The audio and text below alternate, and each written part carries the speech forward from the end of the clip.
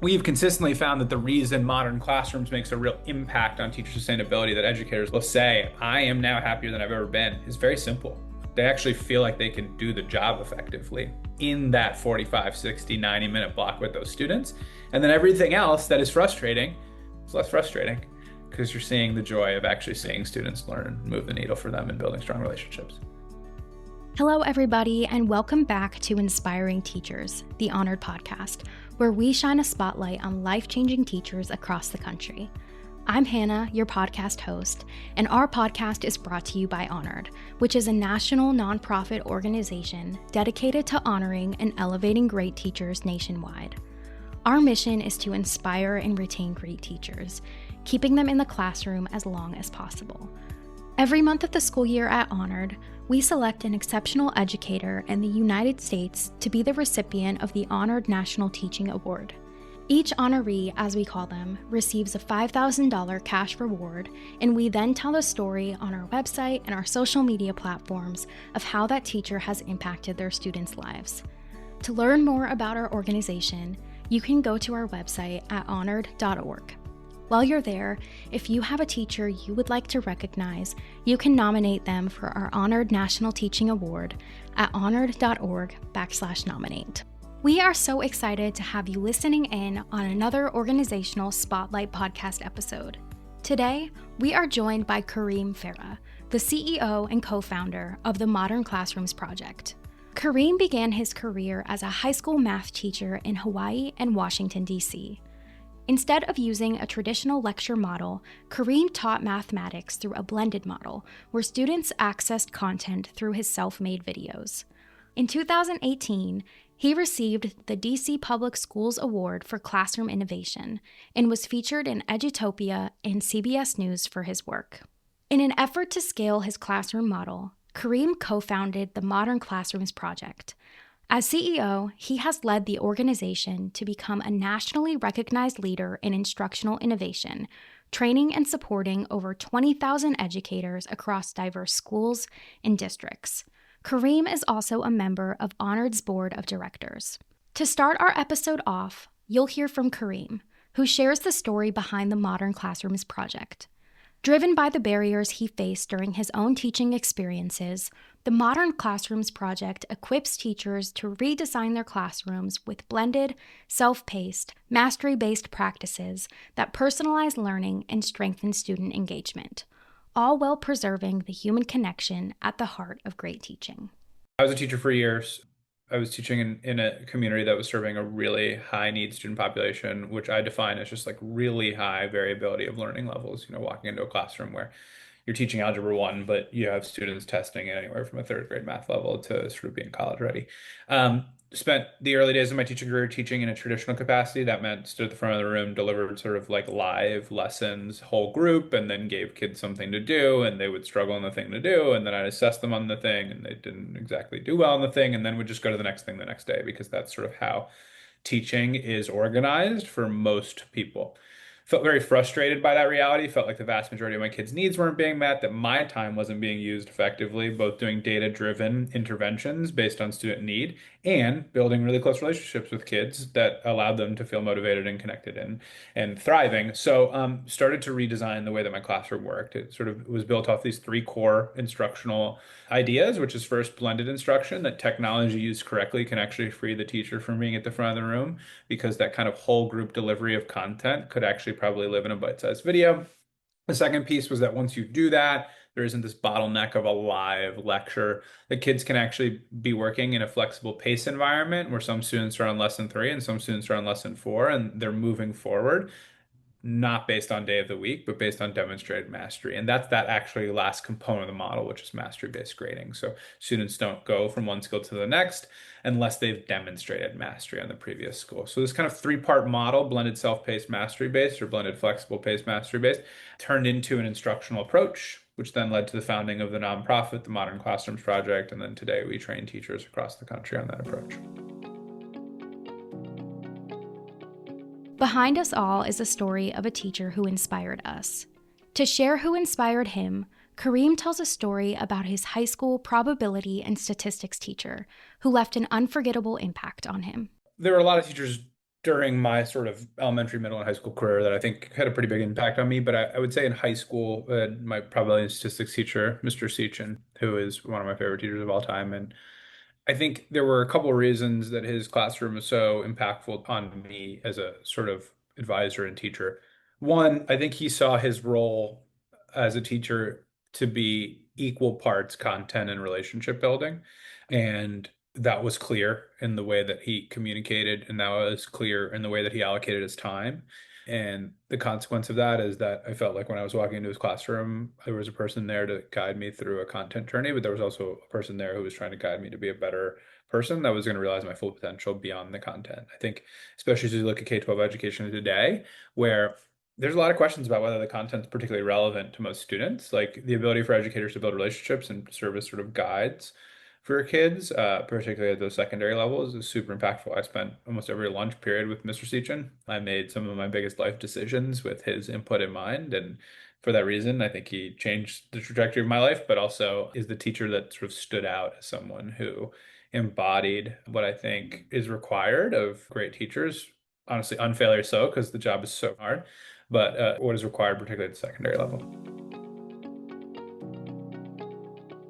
Expanding on the Modern Classrooms project, Kareem breaks down how this approach combats everyday challenges in K-12 education. By designing instruction around each student's individual needs and creating an environment for one-on-one and small group time, this method combats teacher burnout, chronic absenteeism, and inspires teachers to stay in the classroom.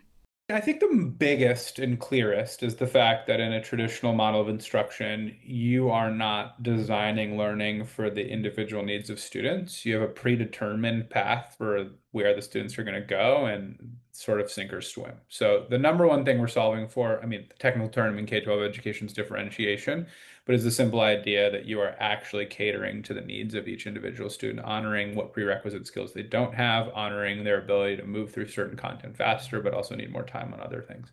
The second thing we're trying to combat is that we believe the single most impactful use of time in a classroom is one-on-one and small group time. That's where you both can address students' academic needs, but it's also where you build a relationship. And when you go into most classrooms, that is a very small percentage of class time. So how do you actually create a world where a huge percentage of class time is actually spent in one-on-one and small group interactions? Third thing we address is chronic absenteeism is a major issue in K-12 education. And this is not a sort of problem you can sweep under the rug. And in a traditional setting, when you are absent, let's say you miss 1 to 2 class periods, you just miss that lesson. You get like a packet left at home, and then you come in and suddenly just have to be on lesson 3, even though you missed lessons 1 and 2.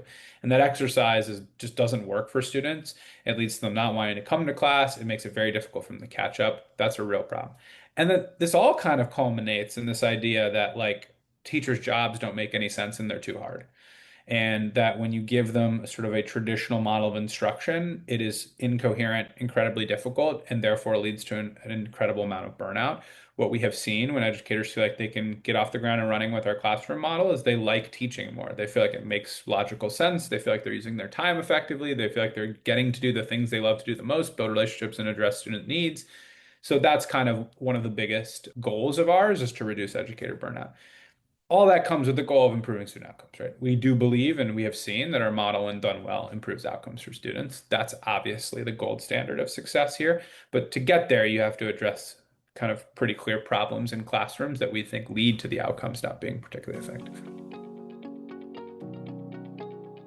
The Modern Classrooms project's self-paced learning model lends itself to greater student success, as students are given the opportunity to move at their own pace. Students are held to the expectation that they must master each skill instead of just getting through each lesson. This not only helps students take responsibility for their progress, but it keeps them engaged and excited about their learning journey. At the end of the day, I think an alarming percentage of students are wildly disengaged in classrooms. And I think that we frequently mistake compliance for an engagement. We frequently mistake compliance for actual learning. When you create a structure where students are actually held to the expectation that they must master the skill and then say, as a result of that, we will give you the time you need to, kids who would normally get a cursory understanding of content. Oh, I tried lesson 2 and did some practice problems and struggled on the exit ticket, but never ever mastered it. Then I did lesson 3 and I tried and I think I maybe understood some of it and then did the exit ticket and I got partial credit. And you keep going through that cycle. I mean, it's no different than like kind of learning a skill in sports, but never actually getting good at that and then thrown in a game, which is a test, and then being like, I don't actually understand any of this particularly well. And when I have to put it together, I really don't understand it. So our belief, generally speaking, is we'd much rather have a student master 7 out of 10 skills in a unit, but actually understand those skills than have them have a cursory understanding of all 10. So the way you do that is you create a flexible paced learning environment. You self-pace in chunks, usually 3 to 5 lessons at a time. You organize teacher time to be really focused on those one-on-one and small group interactions. And you use the data to determine who you should be working with and what you need to address. And in that structure, you would expect that students learn more. That time in class is not actually wasted. Kids listening to lessons they already know, or kids listening to lessons that they have no idea how to access because their prerequisite skills are limiting that. And when you construct a learning environment like that, you ultimately get better outcomes. During our conversation, Kareem shares that for many educators, the traditional classroom model can feel unsustainable. But through the Modern Classrooms project, teachers are rekindling their joy and love of teaching. From their research, teachers utilizing this method report feeling more inspired, confident, and capable of doing their jobs successfully. The data we have on sort of when we get educators and what they say is their perception of the profession, whether or not they agree that their job is sustainable, is alarming, right? Less than 50%, in some cases, like a quarter of teachers we survey will say, I find the job sustainable. And then once we've trained them and once they've actually gotten into classrooms and once they've actually successfully roll out the model, those data points skyrocket in ways that I think are super impressive and disruptive, where, 3/4 of the teachers that we support suddenly say the job is more sustainable. I think it's unsurprising, actually, because a lot of folks will try to diagnose teacher retention, teacher sustainability, and teacher burnout issues with kind of surface level issues. Yes, the pay is not high enough. Yes, there's too many things to do that are administrative. Yes, there are too many preps for them to do. Yes, there's not enough time for grading. All that is 100% true. It's hard to convince me that aspects of the teaching profession are not wildly unfair and therefore make the job harder. But the number one driver of teacher burnout is they don't feel successful when they're teaching. They walk into a classroom. This is not a profession you chose for money. It's a profession you chose because you're passionate about moving the needle for students. Then you go in there and you can't feel like you can do that successfully. Well, that will really kill your perception of the profession. That'll really ensure that you wake up and go, I don't know if I want to do this anymore because you don't have a pathway to success. So we've consistently found that the reason modern classrooms makes a real impact on teacher sustainability, that educators will say, I am now happier than I've ever been, is very simple. They actually feel like they can do the job effectively in that 45, 60, 90-minute block with those students. And then everything else that is frustrating is less frustrating because you're seeing the joy of actually seeing students learn and move the needle for them and building strong relationships. The Modern Classrooms project not only supports students while they are in the classroom, but it also sets them up for future success. By taking ownership over their learning and navigating lesson to lesson mastery, they gain confidence and problem solving skills that carry with them long after they graduate. I was a high school teacher, and for many of my years, I was a 12th grade teacher.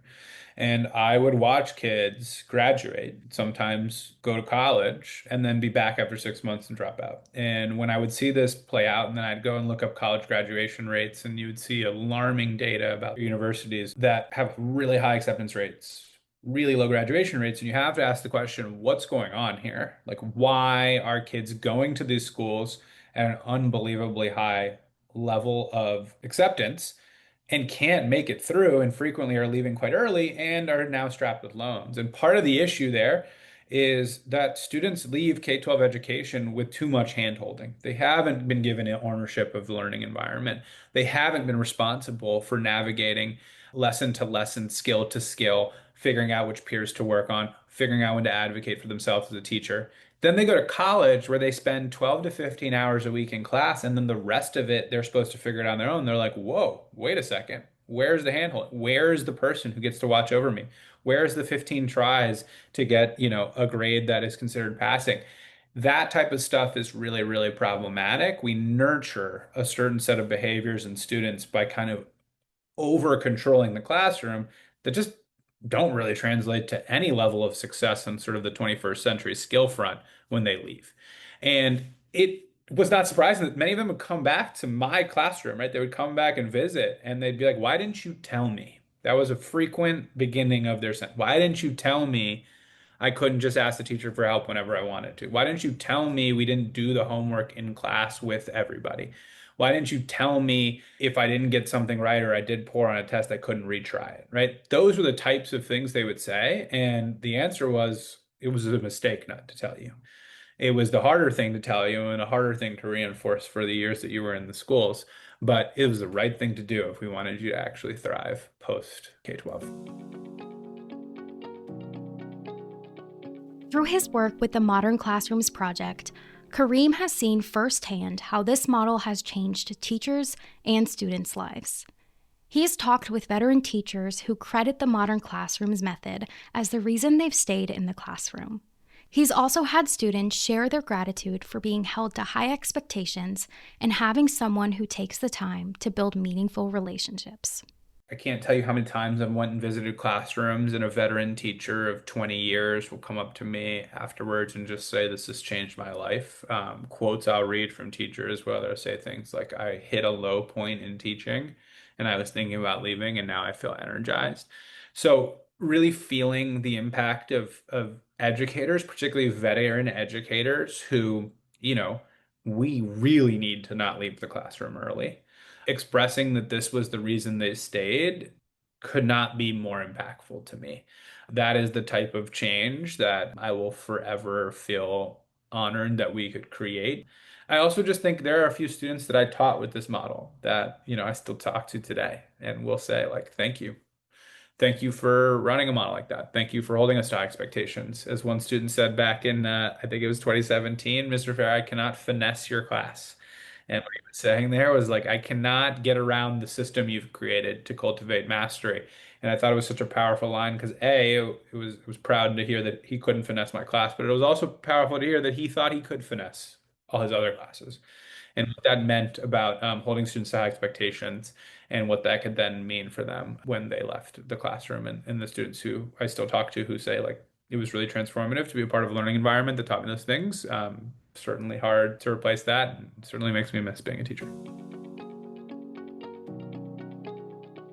At Honored, we know that teacher recognition is a critical part of keeping teachers engaged in their work. In our conversation, Kareem reflects on the power of teacher appreciation and the impacts this has on improving teacher retention and burnout. By sharing and celebrating teachers' stories, we help educators feel seen and supported as they shape our future generations. I don't think there is anywhere near enough organizations to just wake up every day and go, this is a incredibly difficult profession that needs to be recognized, that needs to be elevated. People need to hear the stories of teachers. People need to recognize that when they do great things, they deserve more credit than they currently have. We have a teacher burnout crisis in America. One of the core missions of what we try to solve for is the burnout issue. But in addition to a teacher burnout crisis, we also have a pipeline crisis where there is a shrinking number of future educators entering into the pipeline, and it is the most alarming data you could look at. If you care about the future, I have my own baby girl, and I am terrified that in 5 years, let alone 15 years, we are going to see a decline in qualified teachers entering the buildings. And what does that mean for the future of learning in America? And it takes a multi-pronged approach, and one of them is reasonably simple: honor them more, respect them more, elevate what they do. And there's some simplicity about what honor does that I deeply appreciate and can't think of any reason why someone wouldn't want to get behind it. Thank you so much for listening and joining us today to learn more about Kareem Farah and the Modern Classrooms Project. To learn more about the Modern Classrooms Project, you can visit their website at modernclassrooms.org or click the link in the episode description. If you enjoyed today's episode, you can follow us and leave us a review on whatever podcast platform you're listening in from. Thanks again for listening, and make sure to tune in next month, where we will hear the incredible story of the recipient of our December Honored National Teaching Award.